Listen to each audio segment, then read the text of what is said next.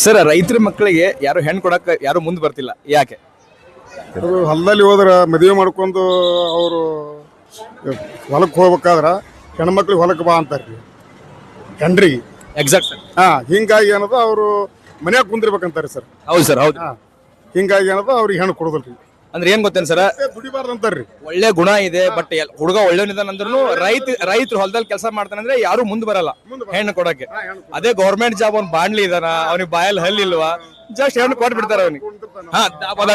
ಏನ್ ಮಾಡಿದ್ರು ಅವ್ನಿಗೆ ಗೌರ್ಮೆಂಟ್ ಮಾಡ್ತಾನಂದ್ರ ಇನ್ನ 2 ಎಕರೆ 4 ಎಕರೆ ಹೊಲ ಮಾಡಿ ಚೈನಿ ಮಾಡ್ತೀನಿ ಅಂದ್ರೆ ಅವ್ನಿಗೆ ಹೆಣ್ಣು ಕೊಡ್ತಾನೆ. ಬಟ್ ಅವ ಒಳ್ಳೆ ರೀತಿಯಿಂದ ಹೊಲದಲ್ಲಿ ದುಡಿತಾನ, ಮನೆ ಜವಾಬ್ದಾರಿ ತಗೊಂಡ್ ಮಾಡ್ತಾನಂದ್ರ ಅವನಿಗೆ ಹೆಣ್ಣು ಕೊಡಕ್ಕೆ ಯಾರು ಮುಂದೆ ಬರ್ತಿಲ್ಲ. ಇದು ಎಲ್ಲಾ ತಾಯಂದ್ರಿಗೆ ನಾ ಹೇಳ್ಬೇಕಾಗಿದ್ದು ಒಂದೇ, ಎಲ್ಲಾ ರೈತರಿಗೆ ಕೊಡ್ರಿ. ಏನ್ ಗೊತ್ತಾ ಸರ್, ಈಗ ಜಗತ್ತಿಗೆ ಅನ್ನ ಹಾಕ್ತಿರೋ ರೈತರು. ಅದೇ ಇವತ್ತು ನಮ್ ಕಂಟೆಂಟ್ ಇರೋದೇ ಅದೇ. ಯಾಕಂದ್ರೆ ಮಕರ ಸಂಕ್ರಾಂತಿ ಅದಲ್ಲ ಸರ್, ರೈತರ ಬಗ್ಗೆ ಏನಾದ್ರು ಹೊಸ ವರ್ಷಕ್ಕೆ ಏನಾದ್ರು ತಗೊಂಬರೋಣ. ಬಟ್ ರೈತರ ಅಂದ್ರೆ ಹೊಲದಾಗ ಸರಿಯಾಗಿ ದುಡಿಬೇಕ್ರಿ ಸರ್. ದುಡ್ದವನಿಗೆ ಅವನಿಗೆ ಕಮ್ಮಿ ಇಲ್ಲ ಸರ್. ಈಗ ರೈತರಿಗಂತ